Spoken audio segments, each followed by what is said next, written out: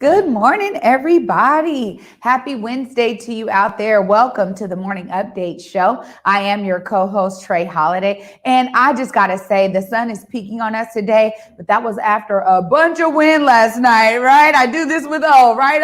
I mean, seriously. Wind, rain. It was some of everything. The weather was crazy. Seattle is so bipolar. Sometimes, just like its people, you see all that happens last night, and then today the sun is out. You know what I'm saying? It's like it was hectic last night. It was real hectic last night. And honestly, I know a lot of folks are dealing with how hectic it was, from last night today. So that's one of those things, But hey, I'm glad the sun is showing up for us today. Yeah, I'm glad the sun's showing up too. Want to welcome all of our viewers joining us from around Seattle, Puget Sound area, and also nationwide. Welcome to the Morning Update Show. There's also a great opportunity for you to share the stream. Go ahead and share the Morning Update Show there on whatever platform you're on, and also tag a friend who might not know about the Morning Update Show. It's a good opportunity for them to hear our culturally relevant information here in Seattle and the Puget Sound area. That's what it is. That's what we do. We bring the local news for our local people. And for those of you outside, we got something for you too. All right, before we jump into it, I know you've been repping all this local gear. You know what's easy for me? Although last night, and we'll talk about it in a minute, on Writer's Block, people actually saw me in a button-up last night. They didn't recognize me. They're like, who is this guy? But I'm consistent in my Converge gear. But every day this week, you've been wearing something from a local designer. Absolutely. Today, we got my brother, Proof in the Play. This is an amazing hoodie. I just have to say he did a great job making sure the manufacturer was to his specification. So shout out to you, Proof. This one right here is for you. And for those of you who are looking to find them, you guys can find them everywhere. Proof in the Play, man. Got to represent. All right, we constantly repping. I need one of these clothing deals like you got. I promise y'all send me something. We'll work it in on air, man. I mean, you get all the gear, man. You know what I'm saying? All right, the big news right here is like this storm. I got an actual map right here from Seattle City Light. So, 500,000 people at one point across Puget Sound lost power. There's a lot of people still out of power. This was last updated about an hour and some change ago.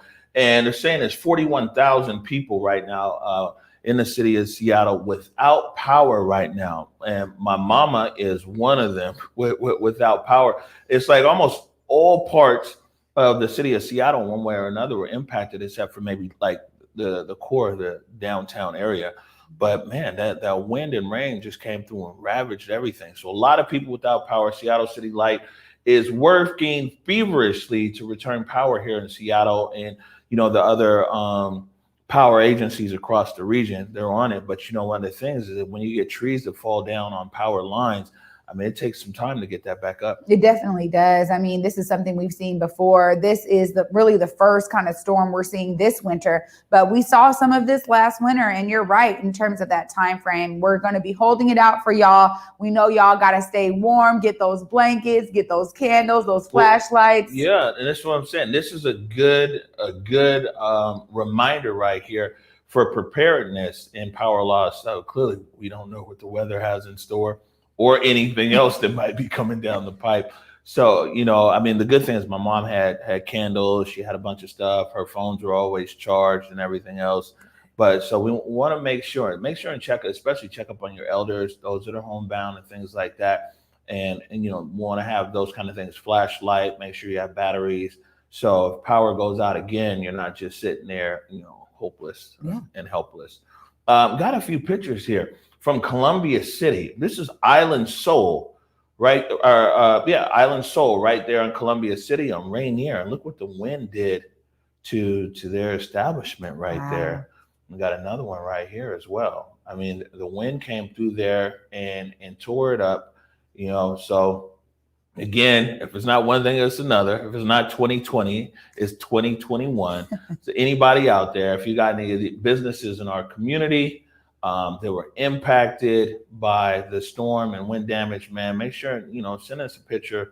Let us know what's up. We want to continue. All we can do is drive business over there, maybe what the wind takes away, the community can give back. But, lots of businesses, things like that, because, now it's all outdoor dining and things. And the wind just blew a lot of stuff away. Yeah, it's also affecting schools right now, too. I know Rainier Valley Leadership Academy is closed. There's several schools that are closed in the area because, again, even though things are virtual, we know that a lot of the families live in these zones where they've had these power outages. And so, you know, schools have decided, I know RVLA decided to just close down the school today, you know, telling students and encouraging them, if they do have power, to focus on missing assignments and things like that. But yeah, people are making adjustments today from that win last night. You think if kids don't have school today, they focuses on missing assignments? I know my son better be. That's what I do know. Mama don't take no mess. Absolutely not. All right. Well, what's going on right now in Washington, D.C.? We're going to put that up there on the screen. Yeah, they're doing a lot of talking. There's this debate over there over this impeachment proceedings.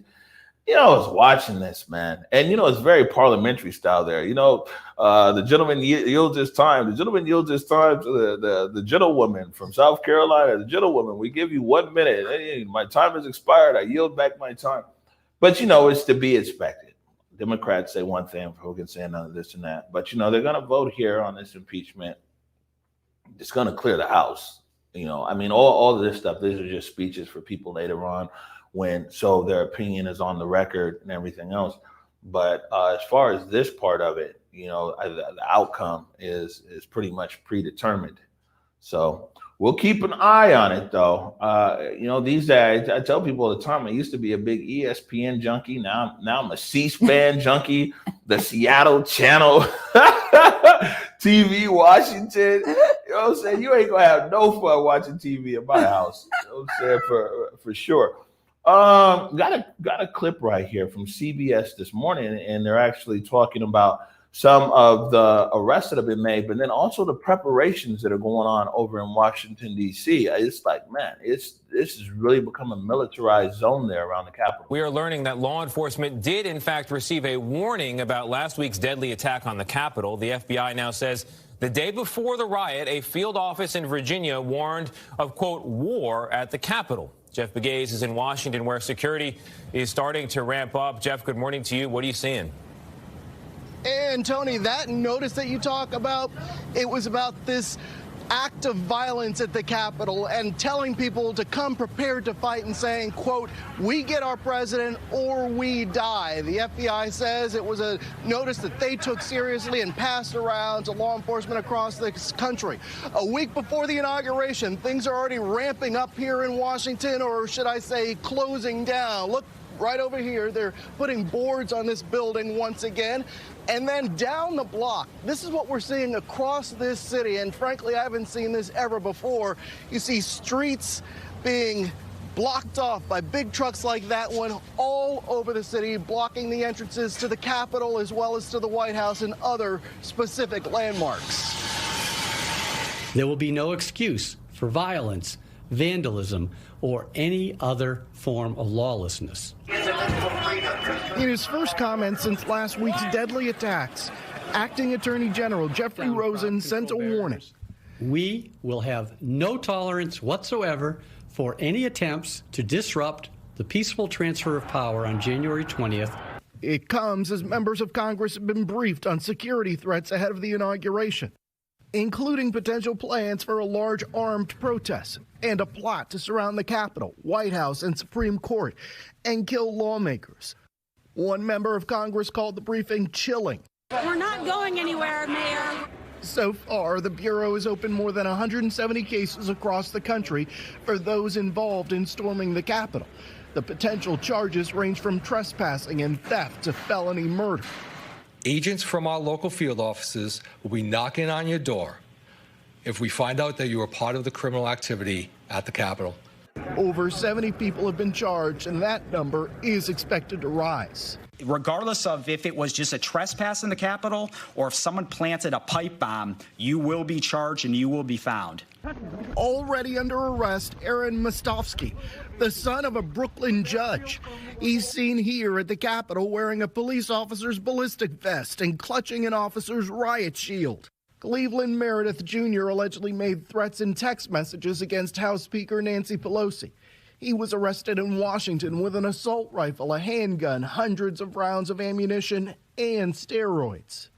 Also allegedly seen in the crowd inside the Capitol, 5-time Olympic medalist Clete Keller, who appeared to be wearing a Team USA jacket. And there are shocking allegations that some members of Congress aided the raid. Democratic Representative Mikey Sherrill from New Jersey said she will work to hold those unnamed members accountable. Those members of Congress who had groups coming through the Capitol that I saw on January 5th, a reconnaissance for the next day. The Congresswoman has a military background. We reached out to her for further comment, but we still haven't heard back. And in what is a sign of the times, we found out yesterday that the Joint Chiefs of Staff sent a memo to all members of the military reminding them that their duty is to support and defend the Constitution and that their next commander-in-chief is going to be the 46th president, Joe Biden. Trey Holiday.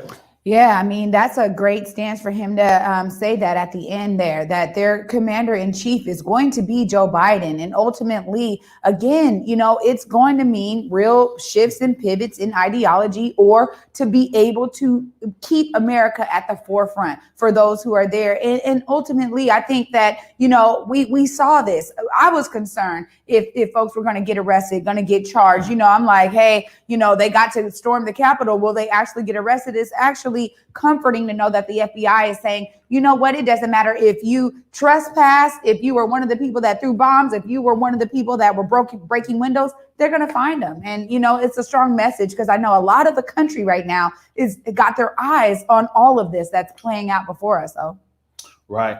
And before I go to the next thing here, you know, a lot of times we hear, I mean, there's just so many comparisons. People are very polarized on these issues, very right or left.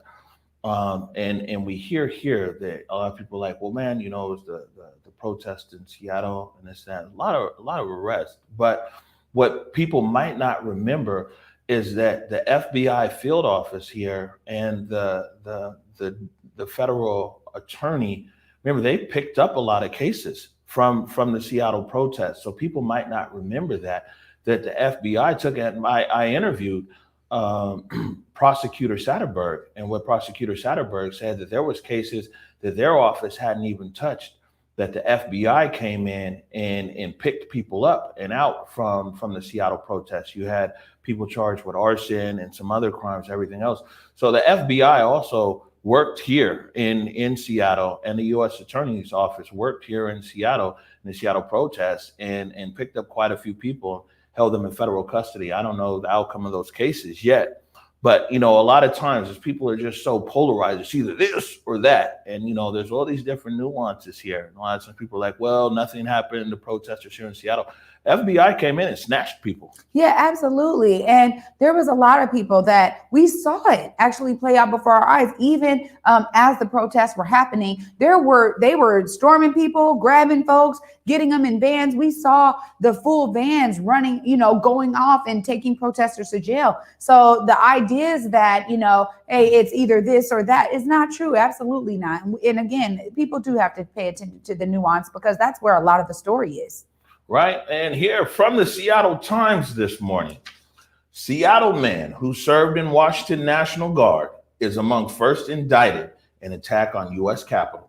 A federal grand jury, man, these feds move quick. Yeah. They have paneled a grand jury and came back with an indictment. A federal grand jury has indicted a former member of the Washington National Guard on felony charges, alleging he broke into the U.S. Capitol with the insurrectionist mob last week and repeatedly punched a federal police officer. Mark Jefferson Leffenwell, 51, of Seattle, was arrested last Wednesday inside the Capitol, and on Monday became one of the first people indicted after last week's deadly siege by supporters of President Donald Trump, intent on disrupting Congress' certification of Joe Biden's election as president. This article right here is by Mike Carter and Lewis Camp of the Seattle Times, but right here, a Seattle man who served in Washington National Guard is among the first indicted in the attack. in the U.S. Capitol. Wow. Seattle's way over here on the West Coast. DC's way over there on the East Coast. The fact that we are now hearing and learning about so many people from Seattle, whether they were SPD, this guy, former National Guard, we're going to see more in this come out. As we actually spoke about yesterday, these same people are our teachers, your baristas, your child care providers. I mean, really, literally, people went from Seattle to be a part of this. Well, I mean, the country is clearly divided. You can't have, people, the thing is, unless people are really out there with their political views, most people kind of keep their political views to themselves. They go to work, they go home, they do whatever. And so, yeah, of course, there's different people, different ideologies all around us. So I've been saying since November, before November, it's like, man, these are everybody's our neighbors here, But one thing I will say is, so this person was found inside of the Capitol and assaulted a police officer. What we don't know about the Seattle police officers, because you mentioned them, is we don't know their extent if they actually went to the Capitol. Do know that they were present there in Washington, D.C. So they're investigating that. There is a difference between people who are going to exercise their freedom of speech and people who then breached the border, went into the Capitol and everything else. Well, I just think it's important to note that when we talk about these liberal states and liberal cities, the idea is, like you said, that, hey, all of these guys are coming from the southern states or coming from this or that. That's not the case. And we really do need to be mindful of that. No. I mean, well, the thing is, so Director Alia is moving me around a little bit. Oh, we go. Well, see, the sun is out. So now that we got more sunlight here in the studio, I got some sun on me. Well, this is good. Call me the sun child. There we go. But this is what I'm saying is people. That's what happens though when people just jump into these polarizing narratives, either all left or all right. You think, oh, these Trump guys, they're the small town and it's rural, or the South or whatever. And a lot of times the people on the right think, oh well, Democrats or the left, they're just on the coast. Mm-hmm. You know what I'm saying? They talk about the big coast city, but you see a state like Georgia flipped, and we see a lot of surprising results. America's mixed up, man. There's people of different ideologies everywhere in different professions, doing all kinds of different things. And we'll see this thing in DC. It's like peeling an onion, man. Yeah, it really is. Every day that passes by, there's just more and more information that's coming out about what occurred, how it was planned, how much information and intelligence there was on there. And I mean, all these different people and types of people that are coming out. You see one guy who got arrested there. His dad's a judge in Brooklyn. Yeah. So, and when people just make assumptions like, oh, it must have been some hillbillies who went there or this, that, man, there's some everybody involved. I mean, just like these protests that we saw here in Seattle, especially early on, the Western Barricade. You had so many people. You had doctors and nurses, first responders who live on Capitol Hill but work up there on Peel Hill, on First Hill, at Harborview, and Swedish, and some everything else. There was a story I used to tell about the nurse who got off work there at Swedish, and we saw there in the protest. I mean, there's people working in tech at Facebook and Google and all these things. I did interviews with so many people there in the Seattle protest, and that's why when it's like, well, everybody who was protesting, they're Antifa, they're BLM. Some of those people who were on the Western Barricade might have been, an emergency room physician who saved someone's life. Yeah. So it's that's why I'm saying it's like these polarizing views, putting everybody in one bucket. It's dangerous. It's disingenuous. We as American people just need to roll up our sleeves a little bit more and dive deeper into this to have a bigger understanding as to what's going on. I agree. And I also think it's important to note, too, that it's across classes as well. When you talk about, I met a lot of folks out here in the Seattle protest that were well off, wealthy even, came from trust funds, but they realized the atrocities and it brought them out. So the idea is that, hey, this is not, this doesn't affect them because it's not a part of their lived experience. We actually saw different right here on the ground. And I think that it really goes into what you're saying, with regard to this is about everybody. It's a real mixed bag here. This is America. Yeah. You know what I'm saying? There's one country, but there's literally, 300 million different stories and journeys here. Bringing the focus back to Olympia. And today we're not talking about the National Guard and the State Patrol being there and people going over the fence and everything else. We're actually talking about actual legislation, and what's going on in Olympia is, we've been talking about this at police reform, police tactics. It's on the table. It's a lot of important stuff that's up there. From the Seattle Times, this is by Joseph O'Sullivan and Jim Bruner. Washington state lawmakers hear testimony on bill to ban chokeholds and other tactics. A Washington Legislative Committee Tuesday heard testimony on a sweeping bill that would ban a range of police tactics, from chokeholds, neck restraints, and tear gas to use of military gear and no-knock warrants. It's part of an ambitious push by Democratic lawmakers and community advocates seeking accountability in the deaths of people of color at the hands of the police, which sparked nationwide protests after the death of George Floyd in Minneapolis this year. And so what they want to do down there, and we've been talking about this, and we'll be covering it more and more now as the legislative session heats up. There's quite a few different things that are on the table down there. Decertification is one. Can an officer be decertified? So basically, if a nurse or a doctor has malpractice, they can lose their license if they're found guilty of malpractice. And they're saying, would something like that also apply to law enforcement? A statewide registry of officers. If one officer gets fired in Bothell, right now maybe they can get hired in Burien, and so they want a registry there. Tactics, and this is what they were talking about right here. Tactics is big. Chokehold. City of Seattle, chokehold is illegal. It's called a carotid hold, and that's already illegal here. That's not a part of SPD's policing policy, but this is for statewide, to ban chokeholds. And then also less lethal when you talk about tear gas, when you talk about flashbangs, and you talk about the projectiles, rubber bullets, and things like that, when they can be used, when they can't be used. Same with tear gas, as well as like SWAT vehicles, things like that. So all of this stuff is on the table right now down in Olympia. And this is something I will say that people in Olympia have been working on this. Different groups have been working on this for some time.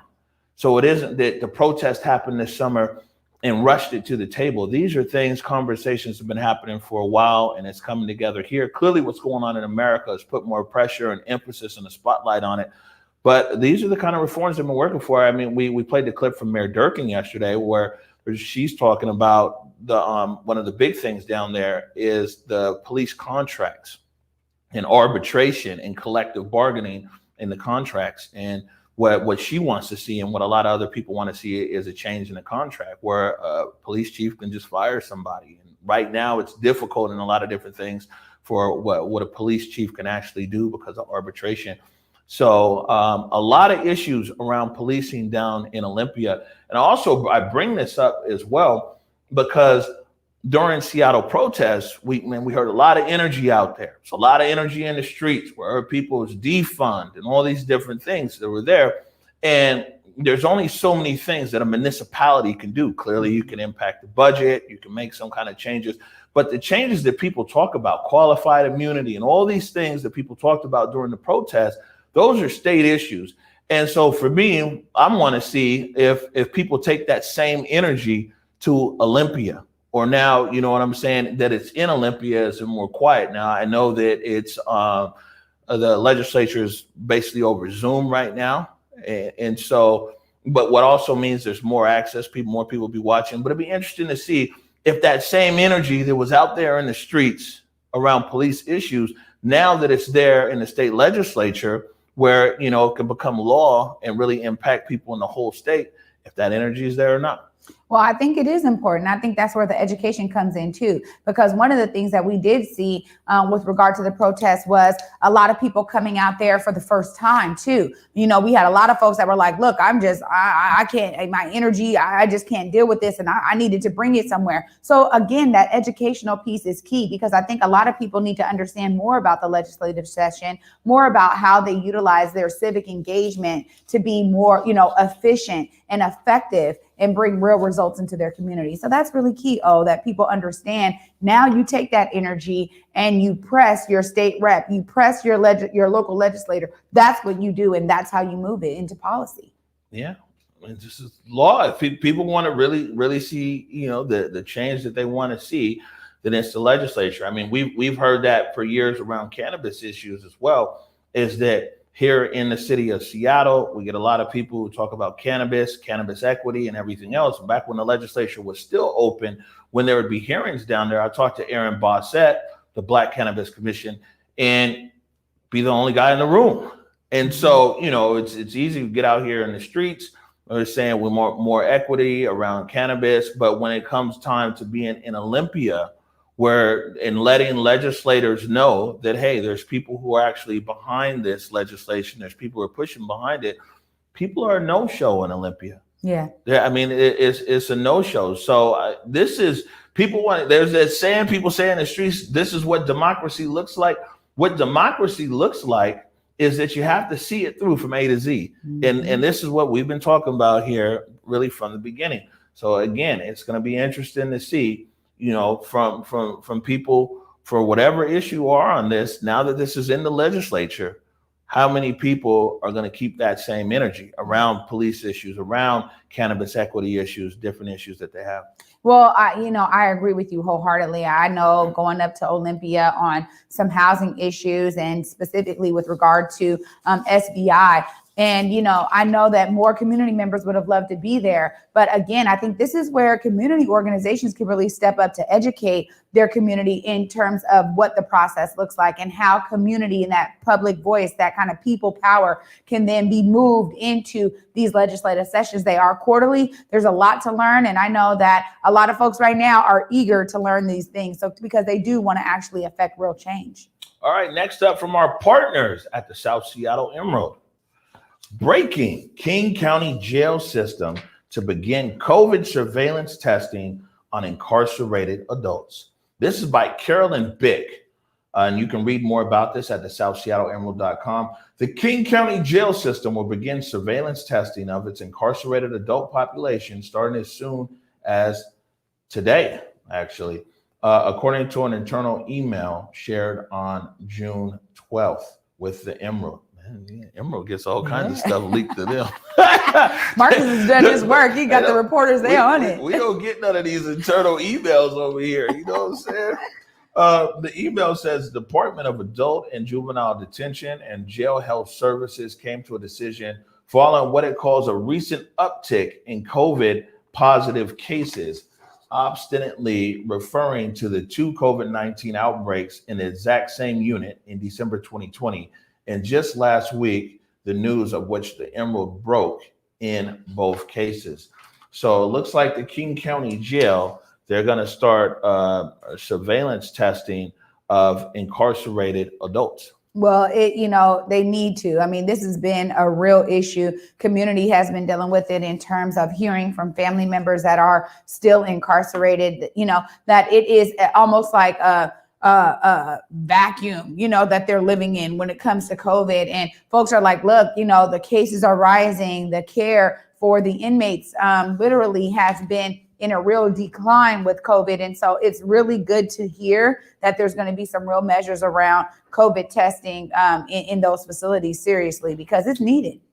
Right. And when you say it's community, I mean, there's a very wide racial makeup in the King County Jail here in Seattle and the Regional Justice Center in Kent. So, it's a misnomer to think it's just Black folks, right, or it's just community or something. I'm just pointing out because you use the word community, and I understand that our community, Black community, is concerned. But, the wider population there that's incarcerated is not Black. Well, I mean community in all senses, right? Because again, like you said, there's a wide range of people who are incarcerated. And for those family members who have folks that are in the system, they are concerned about how COVID is running rampant, whether it's Black, white, indigenous, Latino, whatever. At the end of the day, it's like hitting the larger community of folks that have family members that are in that position, right? And folks have been wondering, what are they going to do differently? How are they going to change and pivot in terms of that system to ensure that there's real measures put in place around COVID? Right. And,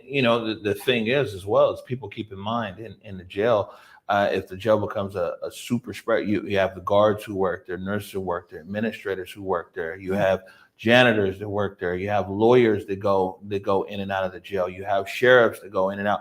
And then people are constantly released. Somebody gets out on bail, they're released out of the jail. And so that's why there's an emphasis here in other correctional facilities to try to make sure that it isn't some kind of super spreader. And also, we've seen in other situations across America, a lot of people are getting ROR'd because of COVID. You know what I'm saying? They're not even getting booked into the jail. Seattle, they didn't book people into the jail for trespass or for failure to disperse. They didn't get booked. People got arrested, but a lot of the jails just wouldn't take them. They're like, man, we're not gonna put somebody in the jail over a failure to disperse. Yeah. But speaking of COVID, this producer Nikki Barron, and she's back with a COVID update today. People have been like, man, where's Nikki? Where's Nikki? You know what I'm saying? Man, ratings are going through the roof. Nobody ever be like, where's Owen? You know what I'm saying? But the mayor had a very big press conference yesterday.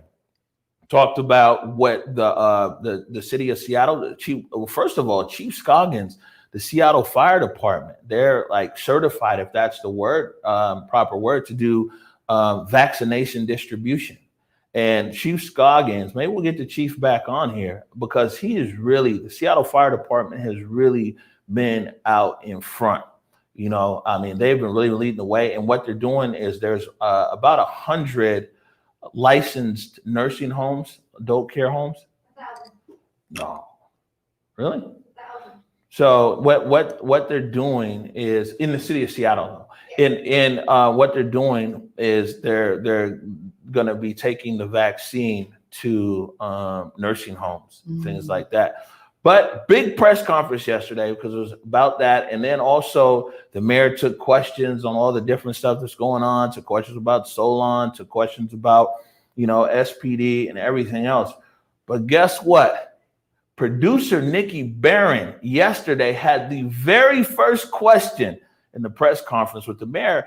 And of course, her question was like, are they going to prioritize some of these nursing homes or adult care homes in South Seattle, where we're seeing this high rise COVID? Our first question today will come from Nikki Barron from Converge Media, followed by Patrick Quinn, Como News. Nikki, the floor is yours. Thank you so much. So my question today is, will we see a prioritization of adult facilities in the South End? So I'm going to let, so the facilities that we'll be doing through the City of Seattle testing is all the adult family homes, and we're mapping out those that are most vulnerable. I will give it to the chief in terms of what the priority will be. But again, we hope within 2 weeks to get all of those done. I know this because I meet on a weekly basis with King County Executive Dow Constantine and Patty Hayes and Jeff Duchin to talk about what our approach is countywide. There will be an emphasis on getting vaccinations to the communities that are most vulnerable. We know that is disproportionately the BIPOC communities. And so we have, from testing through vaccination, have been really targeting ways to accomplish that, both through community messengers, working with community, but also we know who the healthcare providers and where those homes, senior homes are. So it will remain a priority. I think you also saw, for example, that the state of Washington, for example, in its first tier of who's eligible in 1B, included anyone who is 50 and older who lives in a multi-generational household. That's because we saw clearly from the data that a lot of our communities of color do live in multi-generational households. They may not reach the senior level of 65 or 70 and older, but because of those and because the occupations that they or other members of their household have, their health indicators have been significantly worse. And so we will make efforts to do that. Chief, do you want to add anything to that? No, Mayor, I think you covered it. But Acting Captain Wallace may want to add to it. I know our team has spent a great deal of time mapping the locations, but our plan is on getting to all 100 in a pretty short period of time. Captain Wallace, you want to add to that? I can add to that, Chief. So The short answer to your question, Nikki, is yes. We are prioritizing the adult family homes in the south end of town. We're looking at the data. We're paying attention to everything that the mayor, Dr. Andrasik, and Councilmember Herbold have highlighted about the inequities. So we will begin there.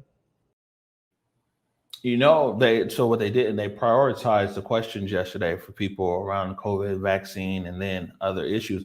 But you know, Nikki Barron has been so diligent and consistent here with follow up with information about COVID and how it's impacting our community and everything else. And so I know for some people watching, it's like, yeah, it's no big, but for media people, that's a big deal because like I said yesterday, sometimes the mayor has a press conference and they're like, yeah, we're putting a new stoplight somewhere, yada, yada. It's, you know, maybe you get somebody on there, maybe you don't. Yesterday was a very big press conference. And our own Nikki Barron, question number one. Good job, Nikki. Great job, Nikki. And I actually love the way that you formalized the question. And I love that the acting chief came in and said, look, yes, to answer your question, we are going to prioritize those in the South End because they are looking at the numbers and seeing the data. And it's one of those things where, again, I think what we've been hearing is that we no longer want to, you know, be the last rung of the mill, that those who are really highly affected, you know, South End has some of the most diverse communities. So really, again, being able to hear that from them yesterday is key. I'm glad that you asked that question, Nikki. Great job. All right. And Nikki Barron is actually going to be up after the break in studio today and coming with the COVID update. And just to bring it, I just now got an email from the mayor's office, from Kelsey and the mayor's office. We mentioned this yesterday, last few days. This application open for $2.17 million in direct cash assistance for hospitality workers impacted by COVID-19. You can get more information about this $2.17 million in the City of Seattle website, also the mayor's website. But it says here that $2.17 million in direct cash assistance now available for hospitality workers who live and work in Seattle who have lost jobs or income due to COVID-19. So $2.17 million, and I said just right now, you know, I check my people beyond me right now. You check your phone during the show. Sometimes we get an email like this. So basically, what they're going to do in the mayor's office is someone who's a specialist in this program. We're going to do an interview with them so they can best break down the program, how it works, and how people can get access to the money. And that's one of the things we like to do here at Converge. You know, you get this information, but especially these things are so important for our community. We have so many people that are out of work that have been impacted by COVID. When there's a resource available out there, we really want to go the extra mile and see if we can get an expert in here to tell people in the community this is exactly how you can access this relief. So it looks like we'll probably be recording that segment tomorrow and hopefully airing it on Friday. Well, it's really good because, again, that's why we always say this almost every week or every day almost, you know, why community media is so important. Because, again, that, you know, unfortunately, major media streams are not really asking the questions that are so important to our community members. And one of the things that we have seen with these relief funds, these relief efforts, they kind of start at the top and trickle down just a little. They don't really trickle down all the way. So it's important to understand what barriers may be in place so that our people can be applying for that fund. Right. And I will say that, of course, we saw on the federal relief, especially, you know, PPP, small businesses, there's so many. And we might have to like commit some time to a segment with that. There's so many Black businesses as a whole, but Black businesses have been impacted disproportionately who just won't be coming back, you know, nationwide. And we saw how disproportionately a lot of these funds were applied from the federal level. But I will say that here in the city of Seattle, they have made an intentional effort from day one to try to reach those most marginalized, the smaller businesses. I mean, there's just not enough considering what we're battling here. So it's good to see that they've stayed consistent with that. One last thing here before we go to break is this is from Crosscut. And I'm bringing this up here. And it says, threats against journalists feel more dangerous in 2021. It's hard to look away from the insurrection at the U.S. Capitol and armed protests in Olympia, especially if you're a journalist under attack. And man, I mean, you know, so yeah, we saw that. We saw that there in Washington, D.C., people breaking cameras, people, targeting journalists. I mean, the journalists from the AP beat up. I mean, it was horrible. And those are far right extremists beating up the media. But I also got to point out that right here in Seattle, there's a reporter. She didn't want to make her name public, but I remember her and her bodyguard ended up finding refuge in our bunker because she was beat up by protesters up there on Capitol Hill.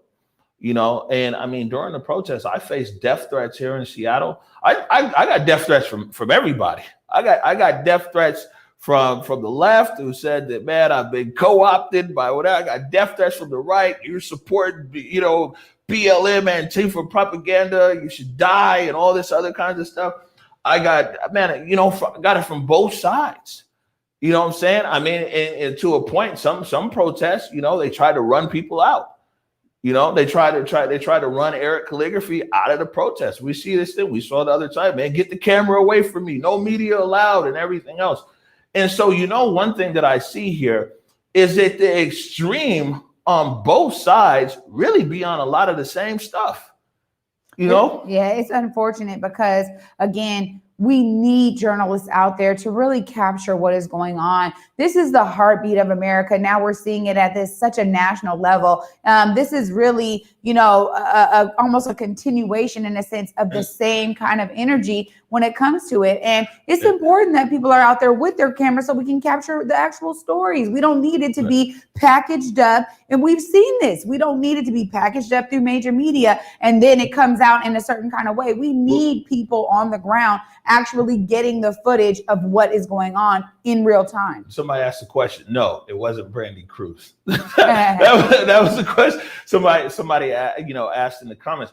But what was crazy is people, and then not early on in the protest. I mean, if you saw early on, people were like, man, it's as the protest progressed, and I think a different element came into the protest. They're like, man, get the cameras away. But then as soon as interaction came with the police and it got funky, you'd be surprised how many people are on these lawsuits that were filed. You know what I'm saying? Using the streamer footage. Using the footage, and these are the actual lawsuits that these people went to court with. The ACLU went to court with the footage from media people, mostly live streamers that are out there, and they've won these concessions there in federal court. So I mean, no matter what, it's real deal though, and like I said, we face threats, like real deal threats, coming from all sides of these issues here, and just covering the Seattle protests. So I definitely understand what they're saying right there. Again, this is on the Crosscut, and this is Donna Gordon Blankenship. You can go there to the Crosscut and you can check that out. We're going to take a short break right now, break number one.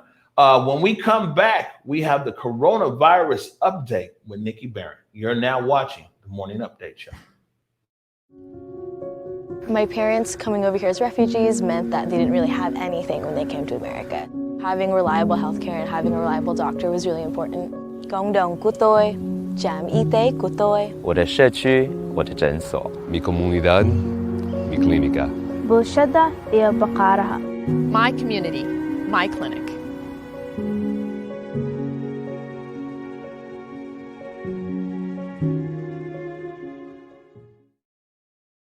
Hey, what's up, everybody? It's your man, the Big O. Want to take a moment here, first of all, to say thank you for your support of Converge Media. We definitely wouldn't be here without you. Secondly, I want to thank everybody who is a supporter of Converge Media on Patreon. We definitely appreciate your support.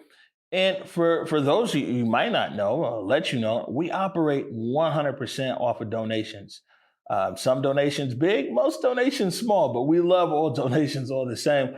If you haven't done so yet, I want to encourage you to go on our website to whereweconverge.com/donate and subscribe. You click on the Patreon link and you can subscribe for as little as $5 a month. There's higher tiers beyond that as well. And just know that your subscription literally keeps us on the air. Once again, I want to thank you for all your support.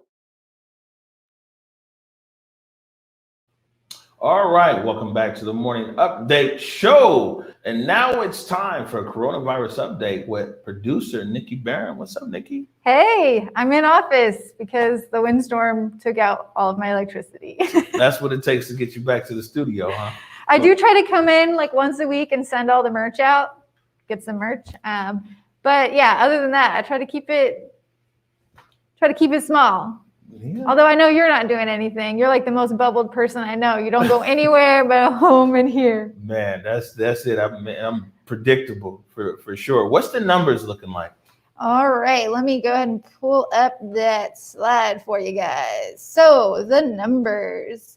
Another 2,502 coronavirus cases and 90 deaths have been reported in Washington, bringing the total number of diagnoses to 266,701. Including 3,789 deaths, according to the State Department of Health. And they also wanted to make a note that today might seem unusually high because there's a number backlog. And we're sitting at an 81.7% ICU capacity rate and a 16.2% positivity rate. And then nationally, we've got some pretty stark numbers. So we've had more than 22 million cases reported to date, including 375,000 deaths. And we broke a pretty nasty record yesterday of 4,406 American lives lost to the coronavirus. 4,406. I know just the other day, and I mean, I kind of feel bad even saying this because it's now like the numbers are just the numbers. Yeah. Unfortunately, but I saw the other day it was 4,077, and that was the first time that it had gone from the 3,000 mark over to 4,000, and so now you said now it's at 4,400 yesterday. Yeah. I was listening to NPR today, and in the UK, I heard something like 12,000 or something deaths in the last 7 days or something like that with this new variant. And we're actually, we're not far from actually having more deaths from the coronavirus than we had during World War II. For some scale. Yeah, well, it said it was about 3,000 people, 2,000 some odd died during 9/11. Right? Yeah. So it's like a 9/11 every day plus every day. I think that one of the things. And we'll play this clip tomorrow. I was CNN. I have the clip actually. Sarah Sire. Oh, so you have this clip. So it's real interesting, and this is what kind of caught my eye as well. Is that I used to live and work in Abu Dhabi in the United Arab Emirates, and that's actually where we had launched our very small TV station in the Blue Building. And we're on the second floor, and CNN was above us on the 5th floor. And Sarah Sider worked in that building there in Abu Dhabi. So I'd bump into Sarah Sider all the time there when we're in the Media Zone Authority of Abu Dhabi. But I saw this clip. She was real emotional talking about the different hospitals that she'd visited and what she saw. This is the 10th hospital that I have been. I'm sorry. This is the 10th. I apologize. I'm going to try to get through this. This is the 10th hospital that I have been in. And to see the way that these families have to live after this and the heartache that goes so far and so wide.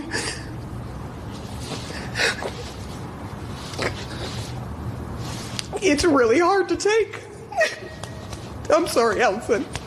Hey, Sarah, no apology. No apology needed. We've been watching your reporting on the ground throughout this horrific year. And we have all been struck by the grief, the collective grief that all of us are in. And to see these families who are soldiering through it, who are persevering, and who are having to have these funerals in parking lots, like the ones that you showed us, it is just a collective trauma that all of us are living through. And Sarah, we all appreciate the heart that you bring to this every single day, as well as your excellent reporting. Thanks. It's just not okay. It's not okay what we're doing to each other. These families should not be going through this. No family should be going through this. So please listen to what this family is saying. Don't let this be you. Do whatever you can to keep this from killing your family members and your neighbors and your friends and your teachers and doctors and firefighters, all of these people are here to help you, but you have to do your part. Sarah, we wouldn't be able to see it so vividly without your reporting. And so thank you very much. We all feel for you. It's taking a toll on all of the reporters who are going into the hospitals. And you've just done an incredible job for us. So thank you very much. Take care of yourself, and we'll check back. So I'll say this, like I said, so Sarah Seidner, when we were there in Abu Dhabi, she was the Middle East correspondent for CNN. And so, I mean, she's seen a lot. This was about 2015, 2016. She's a well-seasoned reporter, been through all kinds of situations, war zones, and some of everything else. She's not just green on the field. And yeah, I mean, you could tell COVID is taking an impact. Yeah, it definitely is. And I know personally for me, it takes a huge emotional impact. And I don't even go into the hospitals. I report remotely. So I can't imagine seeing it, firsthand. Just reading and watching the accounts for me is enough. So it's rough. All right, coronavirus update show tonight. Yeah. Right? 6:15. Why don't you quickly tell us about it? Yeah, so we're just going to be hitting some of the headlines. You probably noticed we haven't had a show in a little bit. We're such a small team. I had to jump off the coronavirus show and jump onto our Writer's Block show, which we had last night. So tonight we're hitting the headlines. We're going to be talking about the new federal regulations for rolling out the vaccine and how that affects Washingtonians, the new travel requirements on international travelers, COVID-19 outbreak from Capitol riots, also, an interesting new way that people are trying to predict when an outbreak is going to happen by testing community sewage systems. Fascinating one there. And then a new study that actually suggests that the COVID-19 fallout could double homelessness. So that'll be tonight, 6:15, wherever you're watching right now. All right. Well, yeah, we'll catch you tonight at 6:15. Thank you very much, Nikki Barron. We're going to take a short break right now. When we come back, Trey Holiday returns to the set. You're watching the Morning Update Show. I did it for the city. I did it for the love. I did it for the people. I did it for us. Back on this rap ish. I ain't even broke a sweat, homie. This practice. Pondering my next move. Staring at my track list. Hope I ain't missing my window. Praying like a Baptist. Seattle's own. Tired of this Game of Thrones. They made a list of the best rappers, and guess who wasn't on? While the disrespect continues, I'm steady packing these venues. Yo, Dre's went off on that track. I really feel like he wrote that for us. I did it for the city. I did it for the people. I did it for the love. I did it for us. Yes. Sounds like Converge. Absolutely. It sounds like Converge. And every time I hear it, I am even more proud that another Seattleite, my brother Dre, is, putting it down, man. We got great talent here, man. Yeah, and a show that wasn't in that, what they call sizzle reel, is Writer's Block. And man, last night, I mean, it was a real great show. And first of all, I have to give so many thanks to producer Nikki Barron and to Bobby Steels. Bobby Steels is in here. And Bobby Steels, man, he's such a perfectionist. Sometimes it makes you nervous on set because he's just moving around the whole time. It's, no, we got to adjust this, do this, do that. But man, it turned out really good. And yesterday we had Mike Davis from the South Seattle Emerald, our own Julia Jesse. We had Melissa Hellman from the Seattle Times. We had Liz Brazil from KUOW. Justin Carter, who's a regular over here from CapitolHillSeattle.com. We had a special guest, council member, Gurmai Zahalai. That episode is available across our social media platforms, but also you can listen to the podcast from last night from Writer's Block. You can, anywhere that you listen to podcasts, just put in Converge Media and you can find it there. But man, it was great to hear what all of these local journalists and reporters had to say about what's going on in DC and some of the fallout here and everything else. Writer's Block platforms finally coming to life. I love it because, again, we need to hear these voices. And there's so many people out there that get informed. That's what I really love. When I read through the comments, just here on this show, but other shows, it's like people really appreciate the approach that Converge brings. So I'm really happy that Writer's Block went off without a hitch last night. And thank you to Nikki, because Nikki be super producing on all the things. And thank you to Bobby. Bobby makes sure that the sound is right, that the look is right. Bobby does a lot. Yeah, for sure. Well, while we're handing out these things, we can't leave the big director out of this conversation, someone who directs this show in a very excellent way every day. Oya D'Alessandro. Yeah, so look, she's blushing back there, huh? It. Absolutely. She's amazing. So I got one last clip here. It's actually from CBS this morning. I play this in honor of Nikki being in the studio here today. And really, we know in our community, when it comes to this COVID-19 vaccine, there's a lot of people that kind of split on it either way. A lot of more and more Black people are like, yeah, I'm going to take the vaccine. A lot of Black people are like, nah, we're not going to take the vaccine. But either way, this is a story here really about Black excellence. And it highlights one of the doctors who was primarily involved in the vaccine development, and Dr. Corbett. And so this gives us a little insight on Dr. Corbett's story. Public health officials are concerned about millions of Americans who are resistant to taking the vaccine. To address that, some of those officials are shining a light not just on the science behind the shots, but on the scientists who help bring the vaccines to fruition. When the president paid a visit to the National Institutes of Health last March, the leads at the Vaccine Research Center explained their life-saving mission. Why shake proteins that will bind? The key to it, a 34-year-old doctor named Kizzmekia Corbett. I was just there telling the task force about the work that we've been doing. 2 weeks later, Dr. Corbett's team began the first stage of clinical trials. We have taken a lot of the knowledge that we have gained over the last 6 years and applied it to a fairly revolutionary vaccine platform in collaboration with Moderna.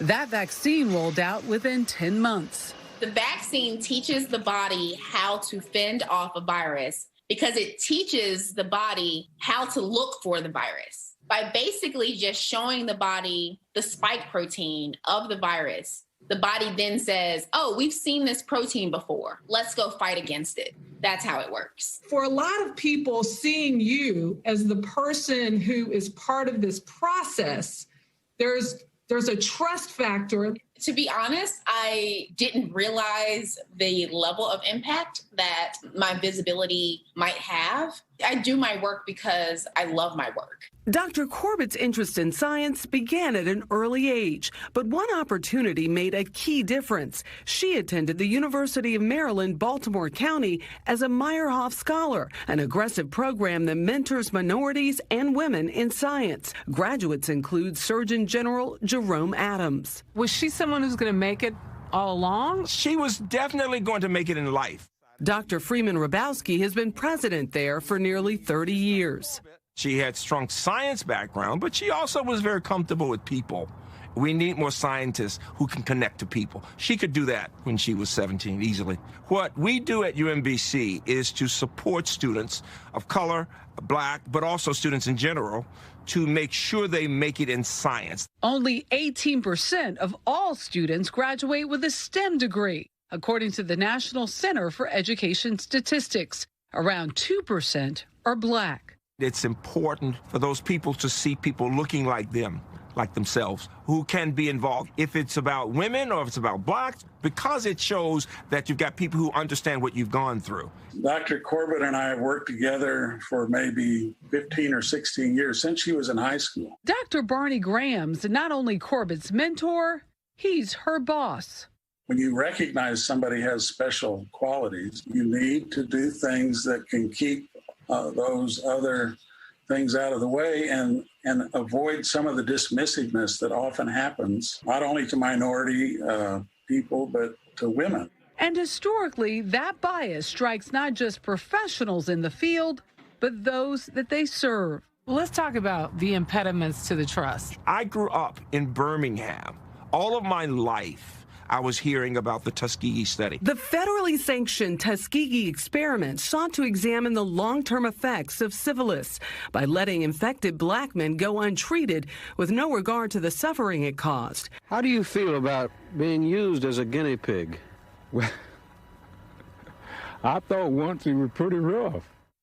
Another example, the special cells of Baltimore cancer patient Henrietta Lacks were taken without her explicit permission and were subsequently used in billions of dollars worth of medical research without compensation. There are many other examples of supposedly objective scientists who were caring about everyone, who valued people of color less.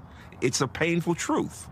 And this is what's significant. When I say Kizzmekia Corbett is from a small town in North Carolina, a young woman of faith who understands the socio-cultural issues that we face, who knows what racism means, she gets all of that. What's your message to people who are hesitant to take this vaccine? Well, number one is that I get it. Number two is that to really take advantage of the level of transparency that we are attempting, even I haven't even seen before, such as FDA hearings and briefings being broadcast online and data coming out almost instantly. And to try and address them. And in one of those webinars, fully, Dr. Anthony Fauci gave her a ton of credit. The vaccine that you're going to be taking was developed by an African-American woman.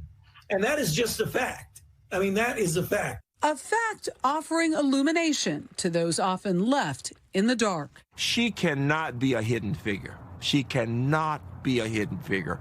She needs to be in textbooks. Little girls need to see her, of all races. This is what's possible. She's not a hidden figure now.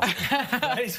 Yeah, no, she's not. And it's just, it is a testament to the work of Dr. Hrabowski and others like Dr. Graham, her boss, right, who pushed and also moved out barriers in her way. so she could have that opportunity. Yeah, and look at all of us benefiting now from it. I was going to say the only way you can undo all those years of damage is to start right now and start moving those to the side, put her in the forefront and try to change minds. Yeah, and there are others out there Yeah. just like her, of all races. Great We want to story. give them all a big round of applause. Okay, good stuff, Michelle. Man. So like I said, I mean, you know, our community is divided on whether they want to. Oh, there you go. See, you told me to remember to do it too.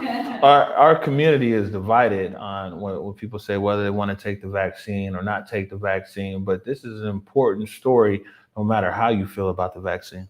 Absolutely. And I love how they said that she could not be a hidden figure, you know, to put her out there on the forefront. And I think that what we see there is when real opportunity is met with no resistance, right? So again, you know, having even these white mentors around her, they were like, look, let's move out of her way. I love that piece of this. And here we are. Now people are going to be benefiting from this vaccine. Again, this is really needed for us to understand the inner workings of how they got to this so quickly so people can start to build that trust. It's important.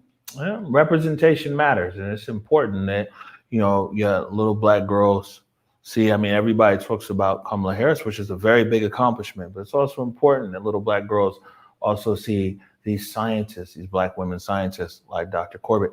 Any last words before we get out of here, Trey Holiday? You know what? I'm happy. It's Wednesday. Enjoy the sun. For those of you that are still without power, we are with you. Please, as O said earlier, check in on your neighbors, especially the elders around you. Check in on people. Make sure that folks are good.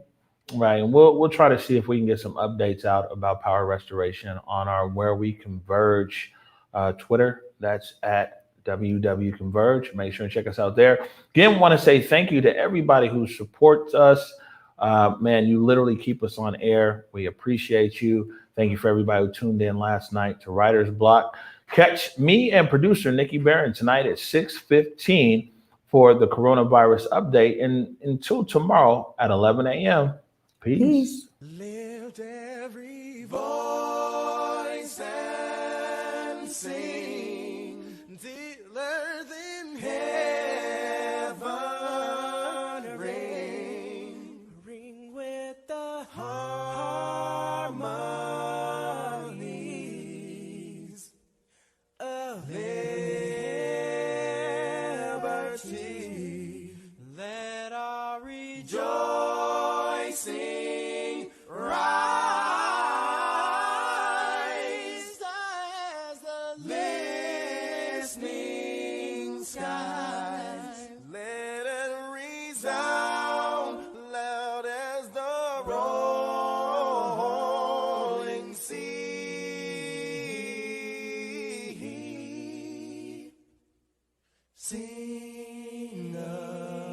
song full of the faith that the dark past has taught us. Sing a song full of the hope that the present has brought us.